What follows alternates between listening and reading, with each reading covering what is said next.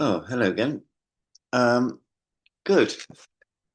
New book for you to have a look at. Meet Me Later. Meet Me Later. Part one. Yes.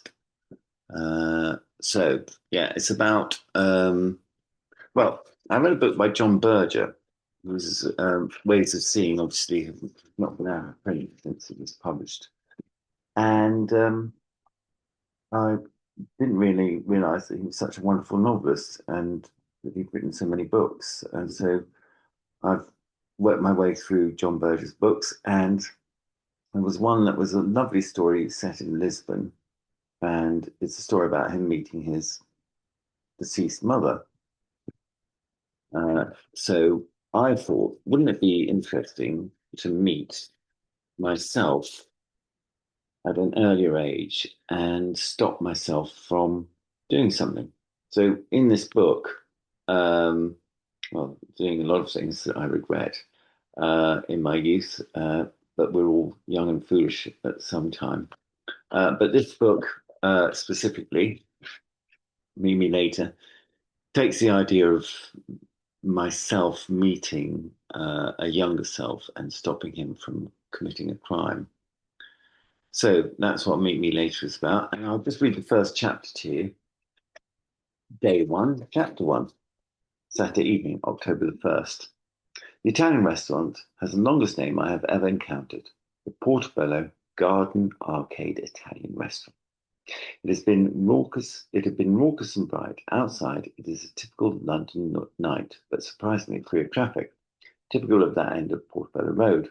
Notting Hill, like some Mayfair street, sees an absence of cars after 7. I stepped to one side of the door to button my coat. Taking a cigarette from the pack, placing a filter in my mouth, I checked to my left, and out of the corner of my eye, above the street, I see the railway bridge with its iron facing of bolts, like the grey Victorian household water tank at my childhood home, looking like a painted metal screen. Incongruous in that lovely road, it takes tube trains to and from Ladbroke Road and Westbourne Park. I'm looking forward to getting home and unwinding a bit more with a Martello Tower and some Marin Davidson on the speakers before bedtime with Our Man in Havana. Rediscovering Graham Greene has been a joy. Getting home is the only thing on my mind. That's when I see him.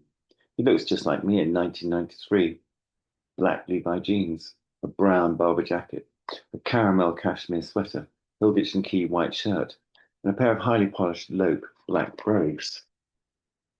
At least that was what I had worn, and it seems from where I stand the outfit does not differ an iota. It was me in the 90s, coming from the beach blanket Babylon, the Portobello dining rooms, or the market bar. He even looks as I had, rangy hair at the front, short at the back. It's uncanny. The spooky resemblance does not stop there. He walks like me, strutting confidently, a man on a mission, hurrying to meet a relative, a friend, or a lover. At the corner, I ask him for a light for my Morva. He pulls a vaping cylinder from his pocket, but being a gentleman, he also has a silver cigarette lighter that had once belonged to his grandfather, a Zippo with his family crest embossed on its shell. Thanks, I say, breathing the smoke out of the side of my mouth before inhaling deeply. Mike, we know each other, but I can't think from where. And I can remember your name, and I can't remember your name, embarrassingly. Really? What a coincidence, then. I'm Finn, like a fish. He replies, putting his upright hand above his head as if he's impersonating the dorsal appendage of a great white whale. You do look familiar, I'll give you that, but I don't know from where. I need to talk to you, I insist, taking another drag from my cigarette. I remember now, we've met before. It was at Patrick's flat. Sorry, I don't remember, but if you know Patrick, that's great. He acknowledges his original suspicion and skepticism ebbing away. I just had supper with him and Annabelle at the Italian up the road. You know Annabelle, she runs a Corfu Literary Festival that Patrick goes to each year. I continue, not letting my younger self escape. I am surprised by his coolness. And remember, I was like that once. Patrick is great, yes, and I do know Annabelle and her sons. What a small world, he murmurs. Patrick and I are very close, I insist, trying to sound nonchalant. And then a thought occurs to me. A little white lie might help. It was he who wanted me to talk to you. Don't tell him I told you, though. I'm late for a date, but call your but call your number on my phone and then you'll be able to text me, he suggested, handing me his Apple iPhone, which was, of course, the latest model. Great. We'll arrange to meet in the next few days. I assure him, tapping in my mobile number and waiting for my phone to actually ring. Thanks. Enjoy your date. Don't worry, I intend to, he quips, taking his phone back before disappearing into the night without a backward glance.